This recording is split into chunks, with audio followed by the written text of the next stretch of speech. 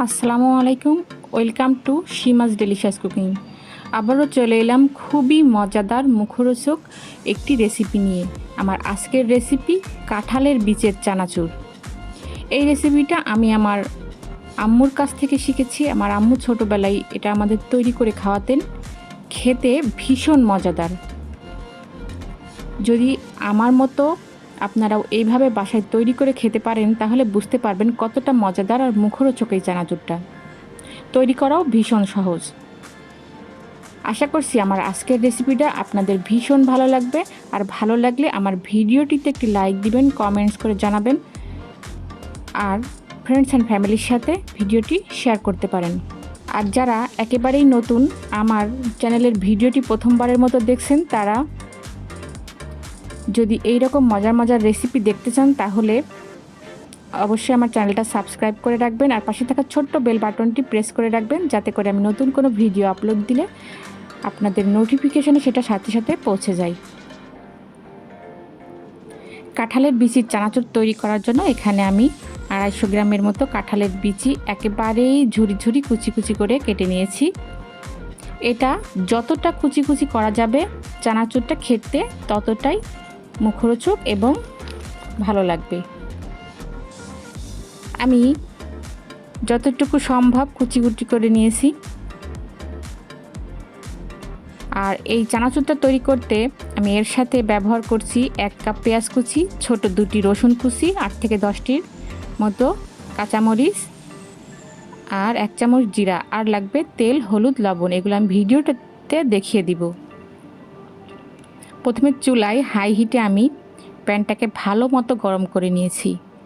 এবার মিডিয়াম লো হিটে নিয়ে এসে আমি কড়াইতে দিয়ে দিচ্ছি 1/2 কাপ রান্নার রেগুলার তেল বা সয়াবিন তেল।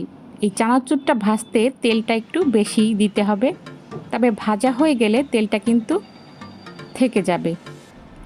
পরে আপনারা এই তেলটাতে যে কোনো কাজ করতে পারবেন। তেলটা গরম হয়ে উঠলে আমি চুলায় চাপিয়ে দিচ্ছি 1 চামচ জিরা, দিয়ে দিচ্ছি পেঁয়াজ, রসুন, কাঁচামরিচ,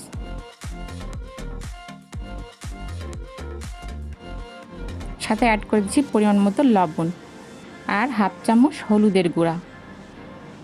2 থেকে 3 মিনিট পেঁয়াজটাকে আমি একটু নেড়ে চেড়ে তেলের সাথে ভালো করে মিশিয়ে নিয়ে দিয়ে দিব আগে থেকে কেটে রাখা কাঁঠালের বিচির ঝুরিটা।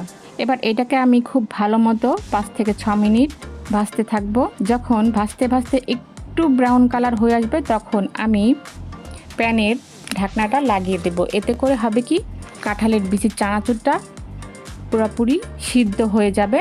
তো 5 মিনিট পর দেখুন আমার কাঁঠালের বিচির চানাচুরটা মোটামুটি সিদ্ধ হয়ে গেছে। এবার ঢাকনা উঠিয়ে আমি এর মধ্যে অ্যাড করে দিচ্ছি 1 চামচ ভাজা গরম মশলার গুঁড়া, দিয়ে আবারও 3 থেকে 4 মিনিট আমি ঢাকনা লাগিয়ে রাখবো, যাতে করে এই গরম মশলার গুঁড়াটা কাঁঠালের বীজের সাথে ভালোভাবে মিশতে পারে। আমার মনে হয়েছে লবণ একটু কম হয়েছে, এই জন্য আমি আরও সামান্য একটু লবণ এর সাথে অ্যাড করে দিলাম। লবণটা আপনারা আপনাদের স্বাদ অনুযায়ী ব্যবহার করবেন। তো এবার ঢাকনা উঠিয়ে আমি আরও কিছুক্ষণ তেলে এভাবেই নাড়তে থাকবো। তো দেখুন আমার ভাজা প্রায় শেষ। ভাজতে ভাজতে যখন পুরো গোল্ডেন ব্রাউন হয়ে আসবে তখন আমি চুলার জালটা অফ করে দিয়েছি।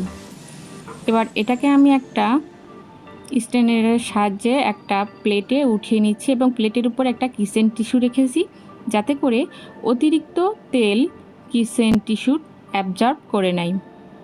কড়াইতে কিন্তু আমার তেলগুলো রয়েই গেছে।